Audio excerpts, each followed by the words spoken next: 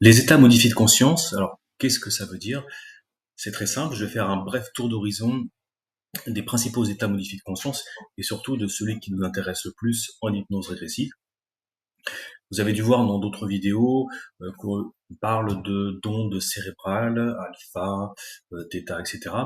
Donc justement, un état modifié de conscience est caractérisé par une activité spécifique du cerveau, donc l'activité électrique neuronale du cerveau, euh, est ce qu'on appelle une onde cérébrale. Il y a différents types d'ondes cérébrales. Je vais commencer par celle qui est la plus courante dans la journée, celle dans laquelle je suis actuellement, par exemple, l'onde cérébrale bêta.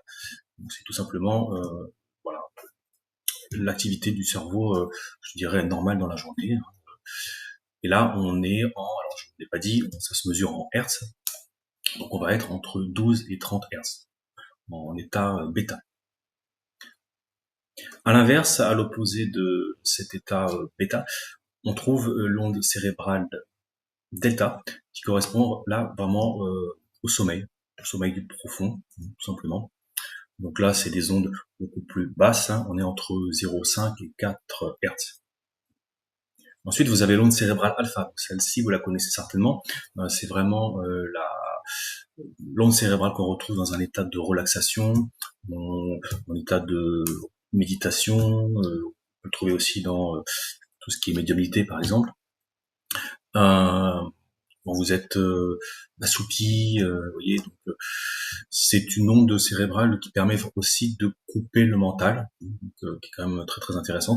On la retrouve d'ailleurs aussi en partie en hypnose ericksonienne. En hypnose ericksonienne, il y a de l'alpha et du θ, on va en parler. En hypnose régressive, justement, tout l'intérêt, c'est, je vais y venir, d'être en onde cérébrale θ.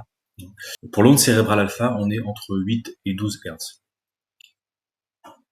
Avant de vous parler de l'onde qui nous intéresse le plus, hein, vous avez compris, l'onde cérébrale θ, eh bien, un mot sur l'onde cérébrale gamma.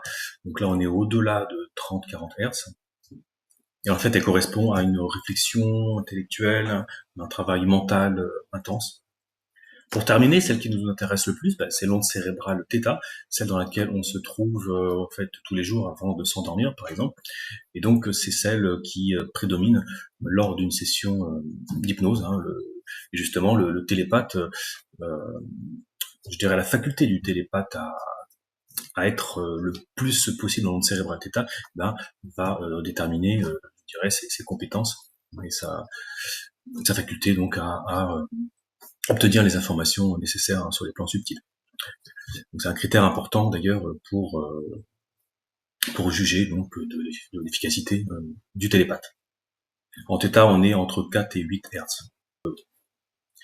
Une dernière remarque, cette onde cérébrale reflète en partie l'activité du cerveau limbique, du système limbique, hein, qui gère notamment les émotions. Voilà pour cette présentation rapide hein, des états modifiés de conscience et donc en lien avec les ondes cérébrales. Merci pour votre attention, n'oubliez pas de partager, liker, commenter. Si vous voulez faire une session, contactez-moi directement. Abonnez-vous si ce n'est pas fait. À très bientôt.